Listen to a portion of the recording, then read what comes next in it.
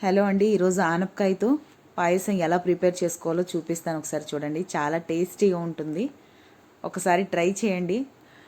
వినడానికైతే వెరైటీగా ఉంటుంది కానీ తినేటప్పుడు చాలా టేస్టీగా ఉంటుంది. దీనికోసం 2 ఆనపకాయలను తీసుకొని దానిపైన పొట్టు తీసుకొని ఇలా తురుము పెట్టుకోవాలండి. దీన్ని గట్టిగా పిండి వాటర్ వస్తుంది, వాటర్ని పక్కన పెట్టుకోవాలండి.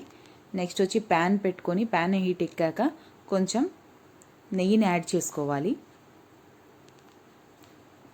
నెయ్యిని మెల్ట్ చేసుకోవాలండి. చూసారు కదా, మెల్ట్ అయింది. నెక్స్ట్ ముందుగా తురుము పెట్టుకున్నాం కదండి, ఆనపకాయ తురుముని దీంట్లో యాడ్ చేసుకోవాలి. యాడ్ చేసుకొని ఫస్ట్ 2 మినిట్స్ హై ఫ్లేమ్లో ఫ్రై చేయాలండి. నెక్స్ట్ వచ్చి 5 to 10 మినిట్స్ లో ఫ్లేమ్లో ఫ్రై చేయాలి. బాగా ఫ్రై చేసుకోవాలండి. మన నెయ్యి వాసన అనేది బయటికి రావాలి. దీంట్లో ఆనపకాయలు ఉండే పచ్చి వాసన అంతా పోవాలి.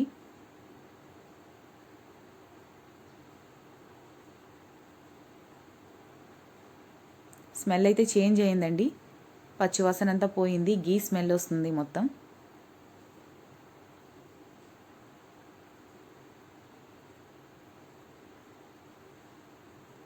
ఇంకొక 2 మినిట్స్ పాటు ఫ్రై చేసుకోవాలండి. దీంట్లో మిల్క్ యాడ్ చేసుకో. 2 ఆనపకాయలకు వచ్చి 1/2 లీటర్ మిల్క్ తీసుకున్నానండి. మిల్క్ యాడ్ చేసుకున్నాక హై ఫ్లేమ్లో 8 మినిట్స్ పాటు బాగా కుక్ చేసుకోవాలండి.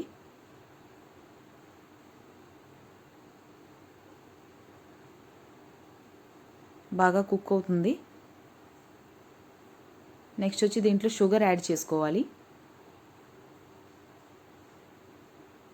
కొంచెం సాల్ట్,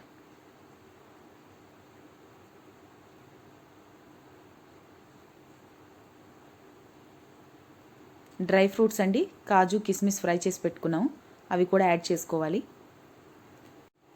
దీంట్లోనే చిటికెడు ఫుడ్ కలర్ అండి, కలర్ కోసం. సో ఓవరాల్గా వచ్చి మన ఆనపకాయ పాయసం అనేది రెడీ అయిపోయింది. డెఫినెట్గా ట్రై చేయండి, చాలా టేస్టీగా ఉంది.